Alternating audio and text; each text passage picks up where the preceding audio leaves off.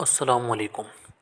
بے شرم لڑکی نے اپنے سگے باپ پر گندا الزام لگایا۔ جب وہ مری تو اس کا جنازہ اٹھاتی سب لوگوں کے رونگٹے کھڑے ہو گئے، کیونکہ ماں باپ جتنا بھی اولاد کے ساتھ کر لیں لیکن لازمی نہیں ہوتا کہ اولاد بھی اتنی ہی فیض والی ہو۔ کبھی کبھی ہمارے کچھ انجانے گناہوں کا کفارہ ہماری اولاد اور اس کے اعمال کی صورت میں ملتا ہے، لیکن تب تک بہت دیر ہو گئی ہوتی ہے اور واپسی کا راستہ نہیں بچتا۔ میرا نام عروبہ ہے اور میری عمر 30 سال ہے۔ میرا تعلق لودھرا کے قریب ایک چھوٹی سی تحصیل سے ہے۔ آج میرے شوہر گھر آئے تو ان کی شکل دیکھ کر مجھے وحشت سی آئی تھی اور ایک عجیب سا خوف مجھ پر طاری ہو گیا تھا، کیونکہ شرجیل کا چہرہ اترا ہوا تھا۔ میں نے انہیں جلدی سے پانی پلایا اور وجہ پوچھی تو وہ اونچی اونچی رو دیے۔ ایسا لگ رہا تھا جیسے وہ جانے کب سے صبر کر رہے تھے اور اب ان کے صبر کا بند ٹوٹ گیا تھا۔ انہوں نے ضمیر پر گر کر کہنا شروع کیا، میں لٹ گیا عروبہ، میری ساری زندگی کی کمائی لٹ گئی، میں برباد ہو گیا۔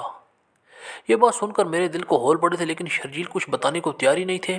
وہ بس روئے جا رہے تھے اور میں ان کے کپڑوں کو دیکھ رہی تھی جو راکھ سے بھرے ہوئے تھے۔ شرجیل کے ہاتھ بھی جلے ہوئے تھے۔ میری نظر اب ان پر پڑی تھی، لیکن نہیں، وہ کسی اور بات کا سوگ منا رہے تھے۔ میں جلدی سے ان کی پٹی کرنے لگی، تب انہوں نے مجھے بتایا کہ ان کی دکان میں آگ لگی تھی۔ یہ سن کر میرا دل بھی دھک سا رہ گیا تھا اور کلیجہ منہ کو آ گیا تھا۔ شرجیل ایک کریانے کی دکان چلاتے تھے جو کہ مین روڈ پر تھی۔ وہ اچھی چل جاتی تھی، جس سے ہمارا گزر بسر اچھا ہو جاتا تھا۔ ہم امیر نہیں تھے لیکن اچھا گزارا ہو جاتا تھا، لیکن آج اسی دکان میں آگ لگی تھی جو ہمارا ذریعہ آمدن تھی۔ کچھ دیر کے لیے تو مجھے بھی سمجھ نہیں آیا تھا کہ اب کیا ہوگا۔ ہمارے دو چھوٹے چھوٹے بچے تھے، ان کی تعلیم ان کے مستقبل جیسا ڈوبتا ہوا دکھائی دے رہا تھا۔ ہمارا گھر تو اپنا تھا، لیکن باقی ضروریاتی زندگی وہی دکان پوری کرتی تھی۔ اس دکان میں اس وقت شرجیل کی ساری جمع پونجی اور سارے مہینے کی بچت بھی تھی۔ آگ نے ایک دم ایسی شدت پکڑ لی تھی کہ وہ کچھ بھی نہ پکڑ سکے اور روکتے روکتے بھی ساری دکان جل کر خاک ہو گئی اور پیچھے صرف راکھ کا ڈھیر ہی بچا۔ شرجیل اپنے سالوں کی محنت کو ایسا ڈوبتا دیکھ کر رہ نہیں پائے تھے اور آگ ہاتھوں سے بجھانے کی کوشش کی تھی، لیکن اب بیکار ہو گیا اور اب ان کی دکان کی جگہ ایک زمین کا ٹکڑا تھا جس پر جلے ہوئے کچھ کھنڈر پڑے تھے۔ اس مہینے کا سارا سامان بھی ضائع ہو چکا تھا۔ اب ہمیں دکان کی دوبارہ تعمیر کرنی تھی اور سارا سامان ڈالنا تھا، لیکن ہمارے پاس ایسا کوئی اثاثہ نہیں تھا جس کی وجہ سے ہم لوگ ہاتھ پر ہاتھ رکھ کر بیٹھے رہتے۔ شرجیل نے سوچا کہ وہ ادھار لے کر کام شروع کریں گے، اور کچھ دن وہ ایسی ہی کوشش کرتے رہے، لیکن انہیں کسی نے بھی ادھار نہ دیا۔ اتنے دنوں میں گھر کا راشن جو تھا وہ بھی ختم ہونے کو آیا تھا۔ بچوں کے اسکول والے بھی فیسوں کا مطالبہ کر رہے تھے، لیکن ہمارے پاس کچھ بھی نہیں تھا۔ میرا زیور بھی کوئی خاص نہیں تھا کہ ہم اس سے کچھ بڑا کر سکتے۔ خاندان والے بھی منہ پھیر چکے تھے کہ کہیں ہم ان سے ہی کسی مدد کا نہ کہہ دیں۔ تب مجھے احساس ہوا کہ کوئی بھی اپنا نہیں ہوتا۔ بس ایک دفعہ مشکل وقت آ لے، سارے لوگوں کی سچائی نکل کر سامنے آ جاتی ہے۔ ایسے ہی پریشان دن گزرتے جا رہے تھے جب ایک مائی بشیرہ میرے گھر آئی۔ وہ گاؤں کی پرانی خواتین میں سے ایک تھی جنہوں نے ہمارے ہاں ماں باپ کے بچپن بھی دیکھے تھے، لیکن اب تک چست اور توانا تھی۔ میری اماں نے ان پر کچھ احسان کیے تھے جس کی وجہ سے میرے ساتھ بہت محبت بھرے انداز میں ملتی تھی۔ میں جو اتنے دن سے مضبوط بنی پھر رہی تھی، ان کا سہارا پاتے ہی میری بس ہو گئی، کیونکہ میں بھی کوئی انسان تلاش کر رہی تھی جو مجھے کندھا دے اور میرا سہارا بنے۔ میں نے انہیں گھر کے حالات بتائے اور ان سے مشورہ مانگا، کیونکہ میرے میکے میں کوئی نہیں تھا۔ وہ کچھ دیر تو خاموش بیٹھی رہی، لیکن پھر کہا کہ دیکھو بیٹا، تم میری سگی اولاد جیسی ہو، میں تمہیں وہی مشورہ دوں گی جو کہ ایک ماں اپنی بیٹی کو دیتی۔ مجھے ان پر بنا کچھ کہے سنے بھی یقین تھا کہ وہ مجھے نیک مشورہ ہی دیں گی۔ انہوں نے کہا، دیکھو، تمہاری ماں ہے، نہ تمہارا باپ، نہ کوئی بہن بھائی، لیکن تمہارا میکے والا گھر اب بھی ویسا ہی ہے۔ اس گھر میں سناٹوں کا راج ہے، تو ایسے گھر کا کیا فائدہ، کیوں نہ تم اسے بیچ دو۔ میں یہ بات سن کر کچھ دیر کے لیے معاف ہو گئی تھی کہ بھلا میں وہ گھر کیسے بیچ سکتی تھی۔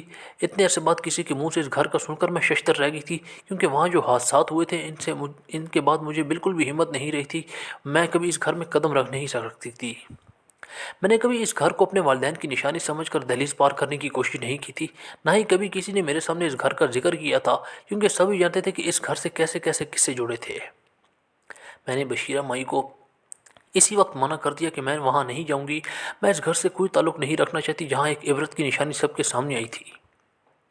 میرے چہرے پر خوف دیکھ کر بشیرہ مائی نے مجھے گلے لگا لیا تھا، کیونکہ وہ میری اندرونی حالت سے اچھی طرح واقف تھیں۔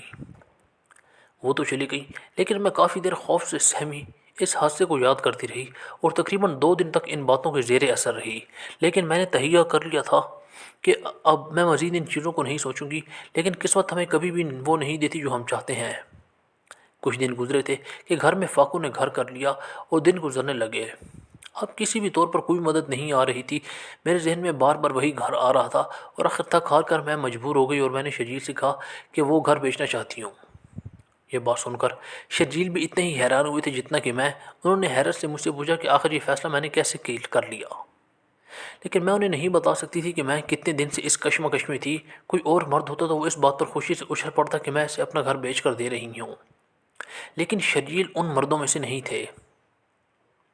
ان کی غیرت یہ کسی طور پر گوارا نہیں کر رہی تھی کہ وہ میرے میکے کا گھر بیچ دیتے۔ انہوں نے مجھے تسلی دی کہ دیکھو میں جلدی کچھ نہ کچھ بندوبست کر لوں گا اور ہمارے حالات ٹھیک ہو جائیں گے۔ انہوں نے یہ بھی کہا کہ انہوں نے بینک میں قرضے کے لیے درخواست دی ہے، جلدی سب ٹھیک ہو جائے گا۔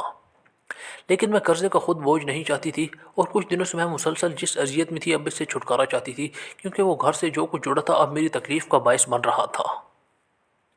اس لیے میں نے شرجیل سے کہا کہ میں اپنے فیصلے پر قائم ہوں اور وہ گھر بیچ کر رہوں گی، کیونکہ میں اس گھر کی اکلوتی مالکن ہوں۔ لیکن وہ پھر بھی نہیں مانے کہ بینک سے ہی قرضہ لیں گے۔ تب میں نے انہیں کہا کہ آپ کو قرضہ ہی لینا ہے تو مجھ سے لے لیں، میں اس گھر کی اکلوتی وارث ہوں، میں وہ گھر بیچوں گی اور انہیں قرضہ دوں گی، اور آہستہ آہستہ وہ قرضہ قسطوں کی صورت میں مجھے واپس کر دیں گے جب بھی ان کے پاس پیسے آئیں۔ میری ضد کے آگے وہ مجبور ہو گئے اور گھر بیچنے کے لیے گاہک تلاش کرنے لگے۔ کوئی بھی اس گاؤں سے اس گھر کو خریدنے کے لیے تیار نہیں تھا، کیونکہ اس گھر میں جو کچھ ہوا تھا سب لوگ اس حادثے سے ڈرتے تھے، اور لوگ تو گھر کے سامنے سے گزرتے ہوئے بھی ڈرتے تھے کہ کہیں ان پر وہ عذاب نازل نہ ہو جائے۔ کچھ لوگ تو کہتے تھے کہ اس گھر میں کوئی آتما ہے جو آج بھی یہاں رہتی ہے اور اس کی نحوست ان انسان کو کھا جائے گی جو یہاں رہے گا۔ لیکن میں جانتی تھی کہ یہ سچ نہیں ہے، اس لیے میں نے اپنے شوہر کو کہا کہ شہر سے کوئی گاہک تلاش کریں، کیونکہ وہاں کے لوگ شاید ہمارا مکان خریدنے پر تیار ہو جائیں۔ یہ گھر بالکل سڑک پر تھا، اس کے لیے کوئی بھی اسے اچھے دام میں خرید لیتا۔ مجھے اچھے دام سے بھی غرض نہیں تھی، مجھے صرف اس گھر کو بیچنا تھا۔ جتنا بڑا یہ گھر تھا یہ کروڑوں کا ہوتا اگر اس گھر کو حادثہ نہ ہوتا، لیکن اب اگر وہ کوئی گھر 50 لاکھ میں بھی لے لیتا تو میں خوش ہوتی، کیونکہ ہمیں اتنے ہی پیسے چاہیے تھے۔ لیکن کوئی آتا تو بات بنتی نا، جو بھی پوچھتا وہ گھر کی شہرت سن کر ہی انکار کر دیتا اور سب یہی کہتے کہ انہیں عذاب یافتہ گھر نہیں چاہیے۔ اور آخرکار ایک آدمی یہ گھر خریدنے پر تیار ہو گیا تھا۔ وہ باہر کے ملک سے آیا تھا۔ اس گاؤں میں ایک ہوٹل کے طور پر ایک گھر چاہیے تھا تاکہ جو لوگ یہاں سیر کو آئیں وہ انہیں یہاں ٹھہرا سکے۔ وہ آدمی انگریزوں کو پاکستان کی ٹور کرواتا تھا اور اس کا کام دیہاتی علاقوں کی سیر کروانا تھا، اس لیے وہ کئی علاقوں میں ایسے ہی گھر لے رہا تھا۔ کچھ دن بعد میں وہ گھر دیکھنے آ رہا تھا۔ میں خوش تھی کہ اب وبال جان میری سے چھوٹ جائے گی۔ جب سے یہ گھر بیچنے کی بات ہوئی تھی میں نے پھر بھی گھر میں قدم نہیں رکھا تھا، لیکن اب کچھ دنوں میں وہ آدمی اس گھر کو دیکھنے آ رہا تھا اور اس کی صفائی ستھرائی کرنی تھی، کیونکہ 10 سالوں سے وہ گھر بند پڑا تھا۔ شرجیل نے مجھے جب یہ بات کہا میں بہت بڑی دیر سنتی رہی۔ میں نے کہا کہ کسی رہائش کی نوکرانی سے یہ کام کروا لیں، لیکن کوئی بھی یہ کام کرنے کو تیار نہیں تھا، کیونکہ سب اس گھر کو نحوست سمجھ رہے تھے۔ اس لیے مجھے ہی جانا پڑا۔ جیسے ہی میں گھر میں داخل ہوئی یادوں کا حملہ میرے ذہن پر ہوا۔ کسی کونے پر کوئی یاد تو کسی پر کوئی، کہیں امی میرے بال بناتی نظر آئیں تو کہیں کھانا بناتے، اور کہیں میں اور ارم لڑتے نظر آئے۔ ارم کے ذہن میں آتے ہی تلخ یادوں کے ساتھ ماضی میں چلی گئی۔ ہم لوگ ایک ہنستا بستا خاندان تھے۔ ہم 2 بہنیں تھیں۔ میرے والدین کی شادی کے 12 سال بعد اولاد کی خوشی نصیب ہوئی تھی۔ اس لیے بھی بڑی وجہ تھی، ہم دونوں بہنیں سارے خاندان کی لاڈلیاں بچیاں تھیں اور بہت چہیتی تھیں۔ میرے دادا ہمیں دیکھ کے جیتے تھے، اور پھر میرے والد اپنی والدہ کے 2 بیٹے تھے جنہوں نے اپنی ماں کا ہر حکم مانا تھا۔ میرے دادا نے میرے چاچا کی شادی اپنی بھانجی سے طے کر دی تھی، لیکن میرے چاچا 12 کہہ چکے تھے کہ وہ یہ شادی نہیں کر سکتے۔ میری دادی نے میرے چاچا کو بہت سمجھایا، لیکن وہ بضد تھے، انہیں بھی شادی کرنی ہی نہیں ہے۔ لیکن دادا نے کہا کہ وہ اپنی یتیم بھانجی کے ساتھ ظلم نہیں ہونے دیں گی، جس کی منگنی بچپن سے ہی میرے چاچا کے ساتھ طے تھی۔ میرے والد ان دنوں میں قطر میں تھے، ان کا وہاں پہ اچھا کاروبار تھا۔ انہی دنوں پتہ چلا میرے چاچا کو کاروبار میں نقصان ہوا اور سب کچھ لٹ گیا۔ میرے دادا نے میرے والد سے کہا کہ جلد از جلد پاکستان آؤ، ہمیں تمہاری ضرورت ہے، اگر تم نہ آئے تو میں اپنی کمائی نہیں بخشوں گا۔ میرے والد نے کچھ دن بعد جب پاکستان آئے تو ایک اور خبر ان کی منتظر تھی، میرے تائی نے شادی کر لی تھی۔ میرے دادا نے جھوٹ بول کے میرے والد کو پاکستان بلوایا تھا۔ میرے والد سے کہا گیا کہ وہ دادا کی بھانجی سے شادی کر لیں۔ میرے والد مجبور تھے، باپ کی حکم عدولی کا کبھی سوچا نہیں تھا، اور پھر شادی تو کرنی ہی تھی کسی نہ کسی سے، تو کس سے بھی کرتے تو کوئی فرق نہیں پڑتا، کیونکہ انہوں نے اس نظر سے کبھی خاندان کی کسی لڑکی کو نہیں دیکھا تھا۔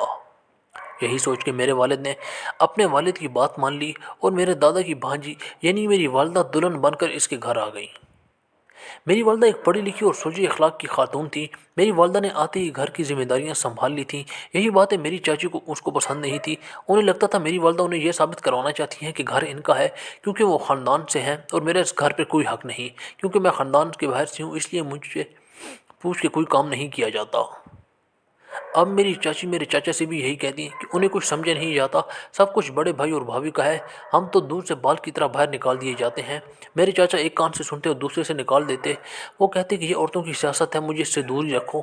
میری چاچی نے میرے چاچا سے بھی لڑنا شروع کر دیا کہ تمہاری بھابھی تو تمہارے بڑے بھائی کی منگیتر بھی رہی ہے بہت سالوں سے، اور تم نے بہت کوشش بھی کی ان سے شادی ہو جاتی، لیکن وہ تمہارے اس بھائی کی نہیں، تو اس والے بھائی کی بیوی بن کے آ گئی۔ تم تو شروع سے اس کے فین تھے، اسی وجہ سے تمہیں اب اس سے ہمدردی ہے، تمہیں لگتا ہے سارا قصور میرا ہوتا ہے، تم تو اب پچھتا رہے ہو اور شاید تمہیں اسے دل میں بھی پسند کرتے ہو۔ میرے چاچا نے میری چاچی کو تھپڑ مار دیا۔ میری چاچی نے سارا گھر اکٹھا کر لیا اور میری دادی سے روتے ہوئے کہا، اس نے ابھی تک میرے شوہر کا پیچھے نہیں چھوڑا، آج بھی اس کی وجہ سے میرے شوہر نے مجھے مارا۔ میری دادی نے میرے چاچی کی طرف دیکھا اور بولی کہ اب کرو بات، میں نہ کہتی تھی خاندان میں دیکھ کے شادی کرنا، نسلیں اپنی اصلیت دکھا دیتی ہیں، تم کچرے پہ گر گئے اور آج دیکھو اپنے ہی کپڑے گندے کیے کھڑے ہو۔ اگر کسی اچھے خاندان کی ہوتی تو یہ بات کرنے سے پہلے 100 بار سوچتی، اور سمجھدار ہوتی تو یہ بات اپنے کمرے تک رکھتی۔ سمجھدار بیوی اپنے شوہروں کو سارے خاندان کے سامنے کٹہرے میں کھڑا نہیں کرتی۔ میرے چاچا نے شرم سے سر جھکا لیا، لیکن میری چاچی اس دن سے نفرت دل میں بٹھا لی۔ انہیں یہ تانا ایسا لگا کہ وہ بھول نہیں سکی۔ اس کے بعد وہ چاچا سے کبھی نہیں لڑی، لیکن دادی اور باقی گھر والوں سے دور ہی رہتی، اور قسمت کا کرنا ایسا ہوا کہ چاچی کی اولاد نہ ہو سکی، جبکہ اماں اور ابا کی گود میں ہم دونوں جڑواں بہنیں آ گئیں۔ کئی سال کا انتظار تھا، لیکن ہمارے گھر والے خوش تھے جب ہم دونوں بہنیں داد کوئی تو دادا نے اماں کو کہا کہ ایک بیٹی اپنے چھوٹے بھائی کو دے دو، وہ اب تک بے اولاد ہے، اس کی بیوی کے دل میں کئی باتیں آتی ہوں گی۔ اماں نے اس وقت بھی اپنا دل بڑا کیا اور ارم کو چاچی کی گود میں ڈال دیا۔ چاچی ارم کی پرورش بالکل اپنی طرح کرتی گئی اور ہم دونوں بہنیں بالکل ایک دوسرے کا پرتو بن گئیں۔ ارم ہر کسی کے بارے میں منفی سوچ رکھتی اور کسی کا احساس نہیں کرتی۔ یہ سب باتیں گھر والوں کے سامنے ہی تھی، لیکن کوئی کچھ نہیں کہتا تھا۔ شروع میں تو دادا کبھی کبھار بول لیتے تھے، لیکن اس کی وفات کے بعد کوئی بھی چاچی کی پرورش پر سوال نہ اٹھا سکا، کیونکہ چاچا تو پہلے ہی چاچی کی وجہ سے شرمندہ پھرتے رہتے۔ اب ایسا ہوا کہ ارم اماں ابا سے بات بھی نہ کرتی۔ کبھی کبھی اسے دیکھ کے اماں سینے میں ممتا کا سمندر انہیں مجبور کرتا کہ وہ اسے پیار کریں، لیکن وہ کسی طور بھی اماں کے پاس نہیں آتی تھی، اور اس کی ایسی تربیت ہوتی دیکھ کر اماں کا خون کھولتا تھا۔ اور پھر تابوت میں آخری کیل کا کام تو ارم کی غلط حرکتوں نے کیا۔ وہ رات کا وقت تھا جب اماں کو پیاس لگی اور کچن میں گئی تو انہوں نے کسی کو دیوار پھلانگ کر آتے دیکھا۔ اماں فوراً ڈر گئیں، وہ چور گھر کے اندر کہیں گم ہو گیا۔ اماں نے ابا کو نہیں اٹھایا اور انہیں کہا کہ گھر میں چور آ گیا ہے۔ ان دونوں نے شور مچانے کے بجائے آرام سے چور کو تلاش کرنا شروع کیا، لیکن دونوں کو پیروں کے نیچے سے زمین نکل گئی جب دیکھا کہ وہ کوئی چور نہیں تھا، بلکہ وہ تو ارم کا عاشق تھا جو اس سے ملنے آیا تھا۔ اور ان کی باتیں سنی تو علم ہوا کہ وہ پہلے بھی کئی دفعہ آ چکا تھا۔ اماں یہ دیکھ کر چیخ پڑی تھی۔ ابا نے اسے مار مار کر گھر سے نکال دیا کیونکہ وہ محلے کے جواری اور شرابی لوگوں میں سے ایک تھا۔ شور پر سب لوگ اکٹھے ہو گئے، اسی شور کے دوران سب کو پتہ ہی نہیں لگا جب اماں اپنے سینے پر ہاتھ رکھ کر ڈھہ گئیں اور موقع پر ہی جان دے دی۔ اماں کی موت سب کے لیے، خصوصاً ابا کے لیے، ایک بہت بڑا صدمہ تھی۔ اماں اپنی بیٹی کی غلط حرکتیں دیکھ کر زندہ نہیں رہ پائی تھیں، اور ابا نے اس دن کے بعد ارم کو چاچی سے لے لیا، اور چاچو بھی اسی حق میں تھے کیونکہ چاچی ارم کی پرورش کرنے میں ناکام رہی تھی۔ چاچی نے ابا کی بہت منتیں کی کہ اب وہ کوئی غلطی نہیں کریں گی، انہیں ان کی بیٹی دے دیں، لیکن ابا نہ مانے اور اسی غم میں چاچی نے پنکھے سے لٹک کر اپنی جان دے دی۔ چاچی کی موت سے ارم کے دل میں نفرت بڑھی اور اس نے سب کو قصوروار ابا کو ٹھہرایا۔ سب لوگ چاچی کے بارے میں غلط باتیں کرتے تھے اور کہتے تھے کہ اس نے حرام موت کو گلے لگایا ہے۔ ارم یہ باتیں برداشت نہیں کر پاتی اور اس نے فیصلہ کیا کہ وہ ابا کو ایسی ذلت کی موت دے گی۔ اس کے اندر بھی چاچی کی ہی پرورش تھی اور اسی وجہ سے وہ ان کی نفسیاتی تھی۔ کئی سال کی بے اولادی نے انہیں جس نفسیاتی پن سے گزارا تھا وہ انہوں نے ارم میں منتقل کر دی تھی۔ اب ارم اس طاق میں رہتی کہ کب وہ ابا کے خلاف چال چل سکے۔ اور پھر وہ دن آ گیا، اس دن میری طبیعت ٹھیک نہیں تھی۔ چاچا مجھے ڈاکٹر کے پاس لے کے جب ہم گھر آئے تو دروازہ کھلا ہوا تھا اور ارم کے کپڑے پھٹے ہوئے تھے۔ وہ صحن میں بیٹھی رو رہی تھی۔ اس کی حالت اس قدر خراب تھی کہ میں قابو نہیں رکھ سکی اور چیخیں مارنے لگی۔ محلے کی 2-3 عورتیں جلدی سے گھر آئیں اور ارم کو کپڑے دیے۔ اصل طوفان تو تب اٹھا جب ارم نے کہا کہ اس کے ساتھ یہ حرکت ابا نے کی ہے۔ اس بات کا یقین کسی کو نہیں آ رہا تھا، لیکن کسی کے پاس اس بات کا جواب بھی نہیں تھا کہ وہ جھوٹ کیوں بولے گی۔ اس نے سب کو پکڑ پکڑ کے بتایا کہ اس کے باپ نے زیادتی کی ہے۔ اب تو اس بات کی نفی کرتے رہ گئے ابا، اور کہتے کہ ارم تم تو میری بیٹی ہو، تم ایسے کیوں کہہ رہی ہو؟ لیکن ارم اپنی بات سے ایک انچ نہ ہلی اور بدستور یہی کہتی رہی۔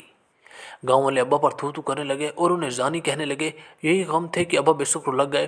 میں نے اور چاچو نے بہت خدمت کی، لیکن وہ تو جینے کی آس ہی چھوڑ چکے تھے، اور پھر 1 سال کے اندر اندر ہمارے گھر سے تیسرا جنازہ اٹھا۔ اس دن مجھے ایسا لگا جیسے دنیا ختم ہو گئی ہے اور کچھ نہ بچا ہو۔ ابا کے مرنے کے بعد میں نے ایک دن خود ارم کو چاچی کی تصویر سے باتیں کرنے سنا کہ میں نے آپ کا بدلہ لے لیا امی، جو بدنامی انہوں نے آپ کو دی تھی، آپ کی تربیت پر سوال اٹھایا تھا، وہی سب الزام لے کر وہ خود دنیا سے چلے گئے۔ یہ باتیں سن کر میں مزید ٹوٹ گئی تھی۔ کوئی لڑکی ایسے کیسے کر سکتی ہے؟ ابا کی موت کے بعد چاچا نے 2 ماہ بعد ہی شادی شرجیل سے کر دی میری۔ شرجیل ان کے دور کے رشتہ دار تھے، اور چاچا نے انہیں سب بتایا کہ ہمارے گھر کا کیا ہوا۔ میں نے اپنی زندگی میں خوش تھی کہ شادی کے پہلے سال ہی خبر آئی کہ ارم کو ایڈس تھی۔ جب دونوں ہم ابا کی خدمت میں لگے تھے تب وہ ادھر ادھر منہ مارتی پھر رہی تھی، اور اس سے پہلے بھی وہ جو چاہتی کرتی تھی۔